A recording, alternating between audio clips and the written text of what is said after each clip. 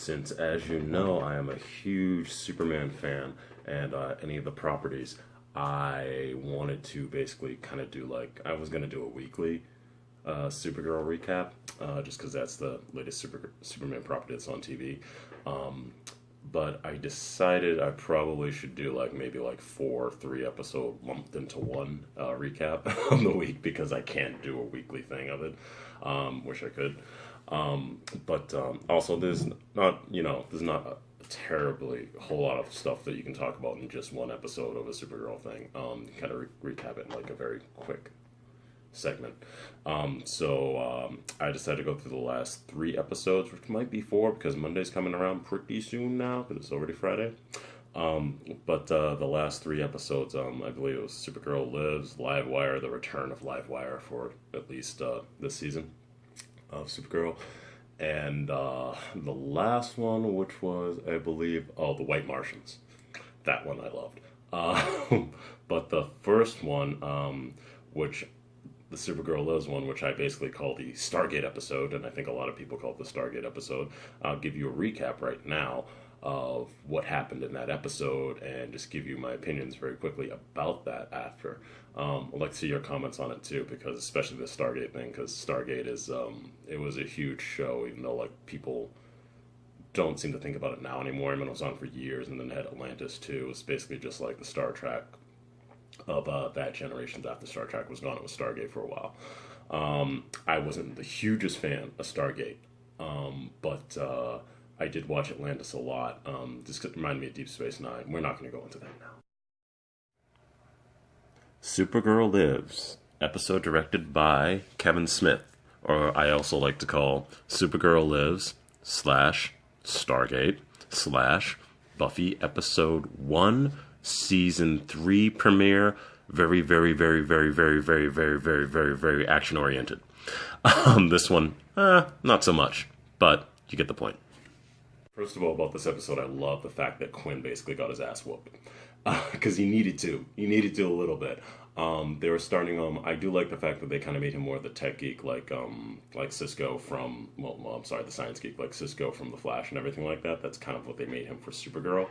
And I do love the fact that they've done that. But there was no, I was going to say resonance, but there was nothing at stake for him. He was just sitting behind a computer the whole time. And if he's going to be working for the DEO, he should get his hands dirty a little bit. And I love the fact that when he was helping Guardian, that he was forced to actually help Guardian capture one of the criminals, and the criminal wound up, trying to kill him. And Guardian had to save him, and that kind of like, it snapped in his head. It's like, okay, this is a life or death thing sometimes, and I have to realize that. And he went through the whole episode being scared of going out there and everything. And then, of course, we see towards the end of the episode where Alex asked him to go to the alien planet. And I thought that was cool. I'm like, oh my god, are they going to do this? And then they had that scene where he was basically like the guy from Stargate Atlantis. I'm not going to say Stargate the original one. I mean the spin-off from Atlantis. The guy who was kind of neurotic, and he was incredibly intelligent and everything like that, but he was cocky. Quinn's not cocky, but he still had the same elements. He even did some of the facial expressions and everything like that when they're on the planet, and I was like, this is just Stargate, and I love it. Like I said, not a huge fan of Stargate, but I respect that show a lot for what they did for 8 seasons, and Atlantis for 4. And hey, Jason Momoa came from Atlantis. We're not going to talk about that. Couldn't stand him though. Could not stand him in Stargate Atlantis. I was like, why is this model sitting there trying to act? Because he wasn't acting well.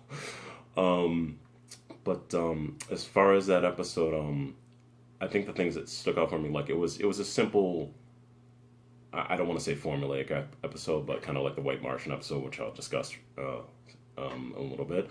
The White Martian episode was a little bit formulaic. But it was a good formulaic. It was like, you could always do those episodes as long as they have a point, and it had a point. This one, however, the first thing that came to mind, other than the Stargate thing, was Buffy the Vampire Slayer season 3 premiere, where she went to, I think it was Los Angeles, because in Sunnydale she went to Los Angeles, and she found out basically that all these kids on the street were being abducted by this demon and being brought to a demon dimension and being slaves and being beaten the crap out of like mercilessly and everything like that. And basically this had this whole slave planet. And that's kind of the exact same thing they did here. And Supergirl, like, it was the first thing in their mind. I'm like, this is that Buffy episode. And there are many people who have done that before, but this one was overtly, that was what was happening. And they brought Roulette in, which I think is great because I want to see her more. When she first appeared in the, what was it, the SmackDown episode, whatever it was called, with the head Drax and everything like that. Supergirl hit him, knocked him out with one punch. Ooh, wish Superman could have done that. Okay. I thought that it was good bringing her back in because I want to see more of her character, as I said. And I love the actress. I loved her in Dollhouse. I loved her in Agents of S.H.I.E.L.D. I loved her on, I believe it was Humans. Not Humans. Nah, it's the Android thing. Being Human. On the Sci-Fi Network, the remake of the British show with the vampire, the werewolf, and the ghost. Love that show all the way from beginning to end. I thought that they fast forward the ending a little bit there. Excuse me, losing. And at the end was my favorite part where, well, towards the middle actually, Kara found out that the people who were basically behind the whole thing were the Dominators.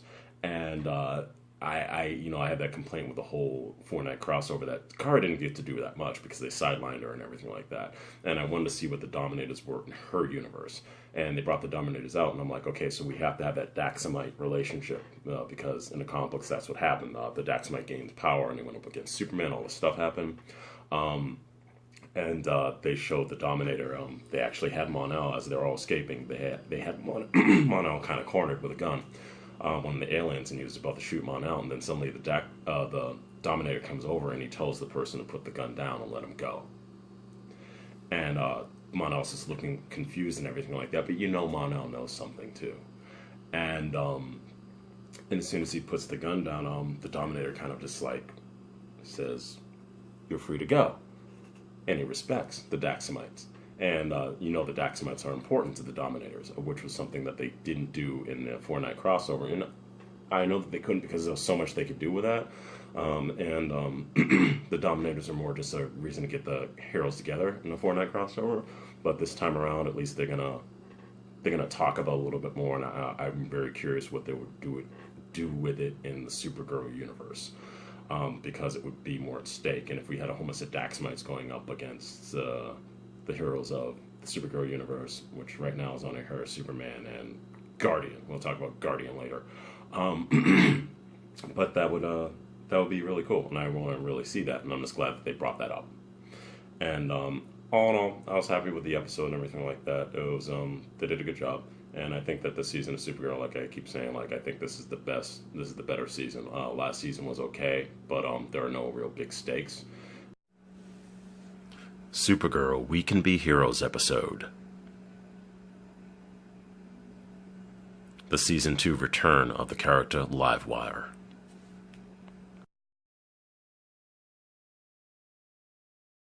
Okay, so I've always loved the character of Livewire, at least the concept of it when it was introduced in the Superman animated series back with Bruce Timm and all of them. Just because I grew up with that, and it was when that series came out, it was just like whoa, we're finally gonna get a Superman series that's hopefully on level as Batman the animated series, because that was a groundbreaking animation, and that actually led up to so many different types of animation, including Young Justice and Gargoyles and so many other things that came after that or during Batman Beyond, the Zeta projects, all these different ones. So that was my time period. But when they introduced the character of Livewire, the first thing I thought of was it was actually on a commercial when they showed the electricity going from her to him. I kept thinking, I'm like, that's a Superman story that's been done a few times before, where a certain type of voltage of electricity would hit Superman and transfer over to somebody who may be close to him, and in the other versions, it would basically transfer his powers completely. So that person would get the super strength, the flight, the heat vision, all that stuff. He would basically be another Superman for a temporary period of time. And it was done in a few different mediums. I know it was done in the comic books a couple times. Don't ask me to quote the actual numbers right now. But right off the top of my head, like a series that came out right before that, which was Lois and Clark: The New Adventures of Superman. There was an episode where they had, I can't remember the name of the actor, but he's in everything. He's a little guy, blonde hair. But he got the power of Superman. The electricity thing happened in one episode. And so he was flying around being Superman and being kind of a little jokey little guy. And then another person who was a mastermind who happened to be one of my favorite people from Star Trek The Next Generation, but who died after the first season, Tasha Yar. She actually played the mastermind who was trying to get those powers from him, and she actually replicated the electricity thing and was able to give herself that power too. So it was her up against Superman, a little guy helping Superman. They're all fighting together, whatever back then. I remember that was a cute episode back then, but that was one of the last things that I remember that had that power transference happen. But obviously with the Bruce Timm version, they decided to make that electricity just the whole thing about Livewire, to make her actually be able to control electricity in all types of forms in a massive way that could actually harm Superman. And obviously because it's part of him and everything like that, she kind of has... okay, this is the part where I was going to complain. The only thing I've always had a problem with Livewire on is the power inconsistency. Not the power level of her electricity. We already know that. She could take on a whole substation. She could do all this stuff and everything like that. She can absorb so much power. But yet you can take a glass of water and smack it on her and knock her down. She has a physical strength power too that was transferred over. And I remember in that episode, the first episode that had Livewire in a Superman animated series, she actually lifted they were at a hydro dam, whatever, and she lifted this big generator, out of nowhere. She had exhibited no super strength, and suddenly she just lifted a damn generator up, a huge thing, tossed it over the side. And I was like, oh, okay, I guess she has superpowers, and I guess Superman has been knocking her around a bit. But then sometimes she doesn't lay upon that. She always relies upon the electrical powers. But then sometimes it seems like she doesn't have that strength at all. So I was always on the fence with Livewire, what the hell can you actually do other than the electricity thing? Do you actually really have that physical strength? Because you're not using it in certain times when you should be using it. So that's always been my problem with Livewire as a character, as far as the power and consistency part. Sometimes it just made me go, huh? What is that? But it was kind of when she was introduced in the first season of Supergirl too. She was whipping around that whip and throwing Supergirl across the street when they're having a street battle at the end of the episode. So she would have to have some type of physical strength in order to be able to whip her around like that. And there's certain other things that she did. There was one point where she pushed Supergirl and all that, but then it just seems Supergirl's way overpowered physically more than Livewire was at certain stages, because you would knock Livewire up against the wall. She couldn't do anything, so she disappeared. So that's what I was okay, I thought you were supposed to be strong. I don't get this, whatever. So Livewire is fun to have around and everything like that, but I don't think that she's an amazing character at all. But I'm glad that Bruce Timm then created her, and even Volcana and Lightner and all the other people who were in the Superman animated series that they originally created for the Superman animated series as add-on villains to Superman, because his rogue gallery wasn't honestly that great. As far as the episode is concerned, I thought it was a kind of a cool idea for them to transfer the power into two other people and not make Livewire the main villain, because they kind of did that fake out thing where you showed when Livewire finally broke out of jail, and these two people, what I just explained, two people broke her out of jail, made it look like they broke her out of jail, but they didn't. Then at the end, all that stuff happened. I thought that was a good fake out, because I didn't kind of see that coming until I was oh wait, that's not Livewire, and there's another guy who has Livewire power. I'm that's kind of cool, because if you got the transfer powers, then they can try to transfer them in humans in some type of scientific way. That was cool. And it gave, Kara something more to fight, and also it gave Mon-El a chance to fight something too, because that was obviously one other reason why they made more than one. As far as Kara and Mon-El's relationship, I like the fact that they're still playing it on and off. That's what they should do until the very end. And hopefully he becomes Dax the Mighty. He has to destroy the planet Earth, blah, blah, blah, or take it over with the Dominators later, but we're not going to talk about that. Giving away too much. But yeah, I did find it funny that Kara had an issue with the Guardian being the Guardian, because he doesn't have superpowers. When she just got back from that 4-night crossover, when she was basically when she was basically teaming up with all these people who didn't really have any superpowers, with the exception of the Flash and